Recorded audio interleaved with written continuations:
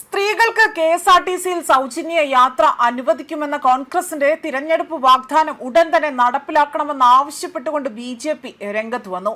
എന്നാൽ ഇതോടൊപ്പം തന്നെ ഈ രാഷ്ട്രീയ നാടകത്തിനെതിരെ പ്രതികരിച്ചുകൊണ്ട് കോൺഗ്രസ് നേതാവ് സന്ദീപ് വാര്യരുടെ മറുപടിയും ഇപ്പോൾ ചർച്ചയായി മാറുകയാണ്.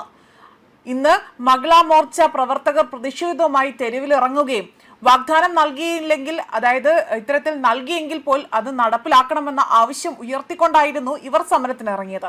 എന്നാൽ പുതിയ സർക്കാർ സത്യപ്രതിജ്ഞ ചെയ്ത് അധികാരമേൽക്കും മുൻപേ തന്നെ പ്രതിഷേധം സംഘടിപ്പിച്ചതാണിപ്പോൾ ഇത്തരത്തിലുള്ള വലിയൊരു രീതിയിൽ വിമർശനങ്ങൾക്ക് വഴിവെക്കുന്നത്. പുതിയ സർക്കാർ രൂപീകരിച്ചുകൊണ്ട് സത്യപ്രതിജ്ഞയ്ക്ക് ഇനി 2 ദിവസം മാത്രം അവശേഷിക്കുമ്പോഴാണ് ഇത്തരം പ്രതിഷേധങ്ങൾ അരങ്ങേറുന്നതും.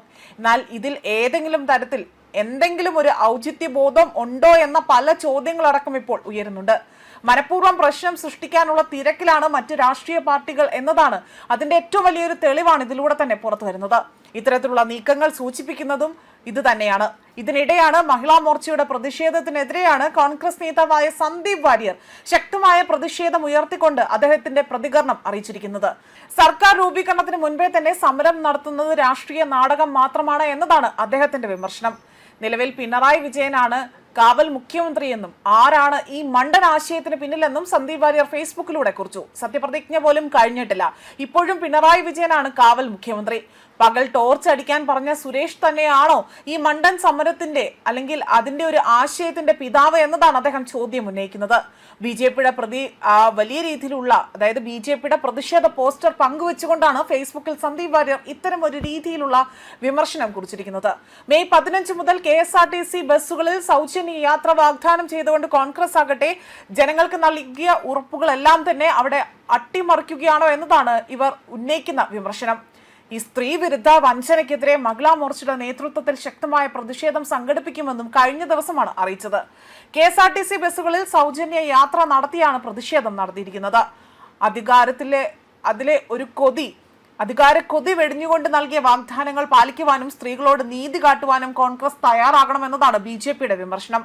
പുതിയ മന്ത്രിസഭയിലെ അംഗങ്ങളെ മുന്നണിയിൽ വലിയ രീതിയിൽ, അതായത് വിശദമായ ഒരു ചർച്ചയ്ക്ക് ശേഷം തീരുമാനിക്കുമെന്നതായിരുന്നു നിയുക്ത മുഖ്യമന്ത്രി VD സതീശൻ വ്യക്തമാക്കിയത്.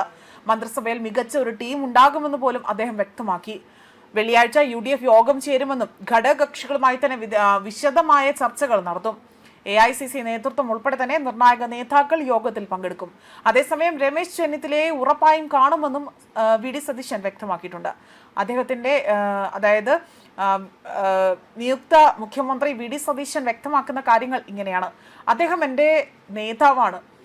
മുൻ മുഖ്യമന്ത്രി പിണറായി വിജയനെ ഫോണിൽ ബന്ധപ്പെട്ടതായും അദ്ദേഹത്തിന്റെ വസതിയിലെത്തി നേരിൽ ഇപ്പോൾ കൂടിക്കാഴ്ച നടത്തുകയുമാണ് സതീശൻ ചെയ്തിരിക്കുന്നത്. എല്ലാവരുമായും കൂടി ആലോചിച്ച ശേഷമായിരിക്കും അന്തിമ തീരുമാനമെന്നും സംസ്ഥാനത്തിന് മികച്ച മന്ത്രിസഭ ഉണ്ടാകുമെന്നും അതേസമയം പുതിയ മന്ത്രിസഭയിൽ ആരൊക്കെ ഉണ്ടാകണമെന്ന കാര്യത്തിൽ തീരുമാനമെടുത്തുകൊണ്ട് ഈ മന്ത്രിസഭ രൂപീകരിക്കുമെന്നതാണ് അദ്ദേഹം ഇപ്പോൾ വ്യക്തമാക്കിയിരിക്കുന്നത്.